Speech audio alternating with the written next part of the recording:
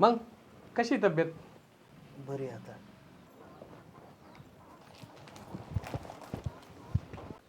आजी सगळं ठीक आहे ना? हा माझा लिओक वाचला ना सगळं ठीक आहे.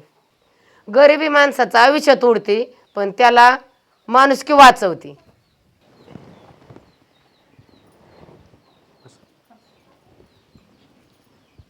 काय सांगू भाऊ, आमचं दवाखान्याचं बिल 15 लाख रुपये आलं होतं, पण आमच्यासारख्या गरिबाला ते अशक्य होतं. ते विकास नाना पुढं आले, त्यांनी आमचं 15 लाखाचं बिल 9 लाखावर आणलं आणि आर्थिक हातभार पण लावला. त्यांच्यामुळं आज माझा नवरा जिवंत आहे. माझ्या लेकासाठी एक असताना देवासारखे धावून आले. आम्हाला केलेली ही फक्त मदत नाही तर ही त्यांची माणुसकी आहे आणि हेच त्यांचं खरं नेतृत्व आहे. हे सगळं पाहून मला असं वाटतंय विकासनाना फक्त नाव नाही, हे त्यांचं देवासारखं काम आहे.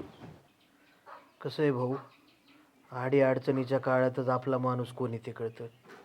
आमच्या अडचणीच्या काळात विकासनानं आमच्या मागं ठामपणे उभं राहिलं.